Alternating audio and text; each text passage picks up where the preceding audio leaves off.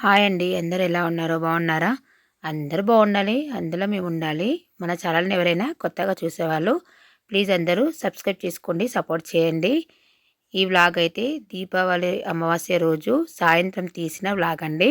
సాయంత్రం వేళలో ఇల్లంతా శుభ్రం చేసుకొని దీపాలన్నీ రెడీ చేసి ఇంకా ఇంట్లో బయట అన్ని దీపాలు పెట్టేశామండి.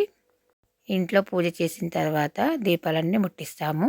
చూడండి చూడండి మా అమ్మాయి అయితే తమలపాకులు పెట్టి పువ్వులు పెట్టి మధ్యలో దీపాలు అయితే పెట్టి ఈ విధంగా అలంకరణ చేసింది. తులసి అమ్మవారి ముందు ఇంటి ముందు గేట్ దగ్గర ఇట్లా పెట్టేసింది. నేను మా అమ్మాయి ఇట్లా రెడీ అయిపోయామండి.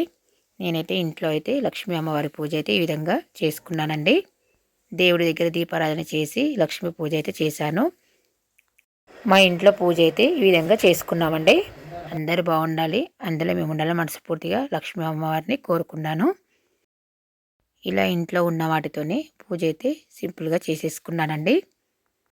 పూజ పూర్తయిన తర్వాత ఇంట్లో దీపాలన్నీ పెట్టేశాను.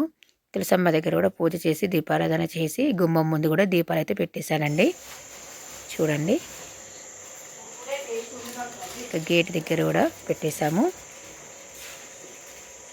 ఇలా సింపుల్గా అలంకరణ అయితే చేసింది మా అమ్మాయి. గాలి అయితే విపరీతంగా వస్తుందండి. ఇక దీపాలు అయితే కొండెక్కుతూనే ఉన్నాయి. మా అమ్మాయి అయితే టపాకాయలు అయితే కాలుస్తుంది. చూడండి మా అమ్మాయి అయితే చిచ్చుబుడ్డ అయితే వెలిగిస్తుంది. చూడండి చూడండి ఎంత బాగా వెలుగుతుందో.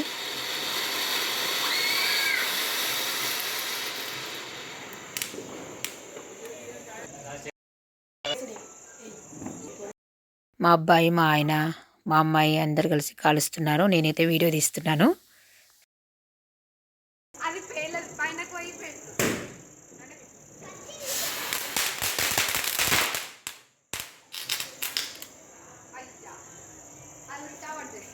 చూడండి ఫ్రెండ్స్ భూచక్రం అయితే ఎంత బాగా తిరుగుతుందో, పువ్వుల్లాగా ఎంత మంచి అనిపిస్తుందో కదా.